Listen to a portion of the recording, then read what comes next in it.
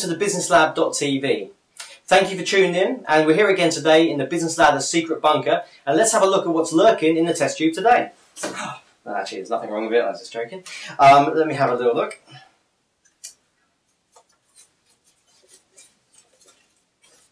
One of my favourite topics, 6 common sales mistakes.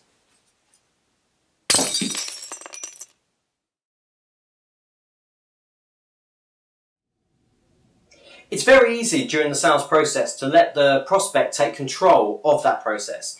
Something that can often happen is due to the prospect's personality, maybe their experience of dealing with salespeople, or just your own inability to ask the right questions, basically means that the prospect starts to lead the direction that the sale goes in. Now, of course, that could lead to you giving a discount, it could lead to a lot of conversation but no sale at the end of it, but ultimately it doesn't lead to anything good if you're not in control of the sales process. So the best way to regain control and have control from the very start is to make sure that you're asking questions. And not only asking questions, but asking quality questions to get quality answers. And that way you have far better control over the outcome of the sales process and a far better strike rate accordingly.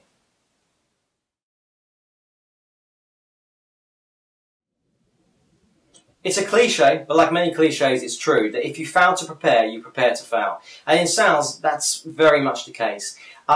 Inadequate research, inadequate preparation really lets down a lot of salespeople. So to give you some examples, when you're first making contact with a prospect, how much research have you actually done into their business, into them personally, into what you should know about them in order to really connect with them during the sales process? Very often that research lets people down.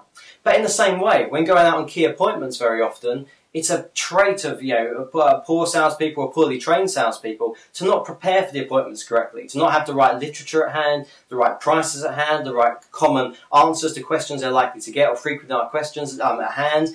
That sort of research, that sort of preparation is vital if you're going to be an effective salesperson. So remember that again, if you fail to prepare, you prepare to fail.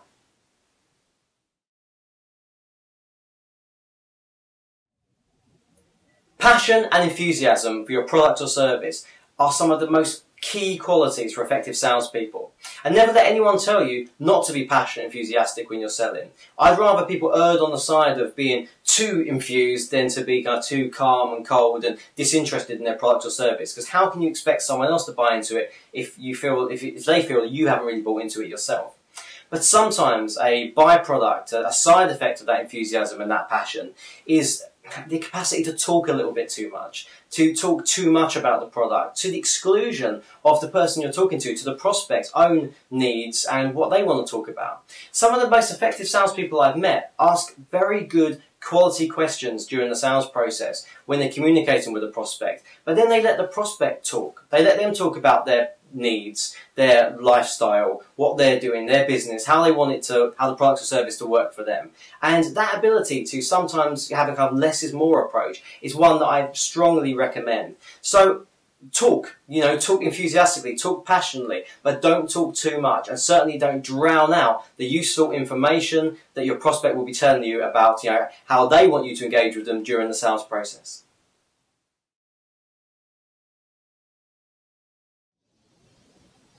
If talking too much is a sales mistake, then the kind of brother or sister to it is sharing too much irrelevant information about your product or service or company with the prospect during the sales process. Sometimes when you know a lot about your product, you know a lot about your services, you should do, and about your company, you can be tempted to talk about things that just may not be relevant at all. For example, you may sell a very low-cost widget. It may be a couple of pounds, a couple of dollars, and you're selling it to a customer, and then you start talking at great depths and great length about your company's group of companies, its financial results in the city, things that really aren't relevant to someone who's just, say, engaging with a product that costs under £5. So that ability to talk at length about the wrong information, to give the wrong data, can really put off a prospect and can really basically just make you seem like a bit of a bore. So we've all been in that situation. We've had a salesperson pretty much boring us to death. You're actually thinking, what, I want to buy your widget, but you're telling me things I don't need to know. So if you ever hear from someone, why are you telling me this? Or you get that look of why are you telling me this, then quickly get back to your point, get back to relevant information that's relevant to them, relevant to the product or service that you're selling, and that'll put you straight back on track towards a more effective and likely sale.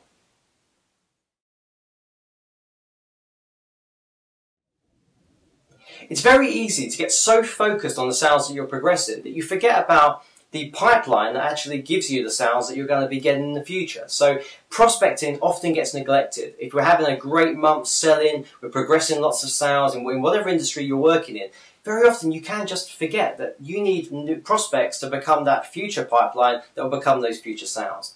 So how do we get around this? Well, basically a good healthy balance between where you are right now and where you want to be in the future is the best way of looking at it.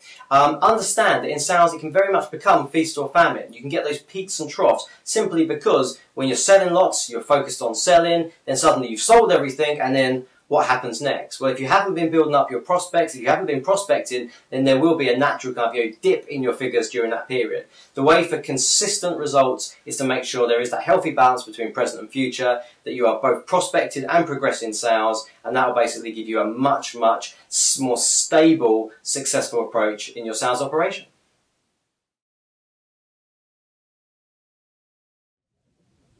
When it comes to sales mistakes, this is the big one, and forgive me for being animated and excited about it, but we do so much training, so much consultancy where this big mistake is one that holds back some very, very good, effective salespeople, but for this one thing they're doing wrong. And that one thing is failing to ask for the business and successfully close the sale.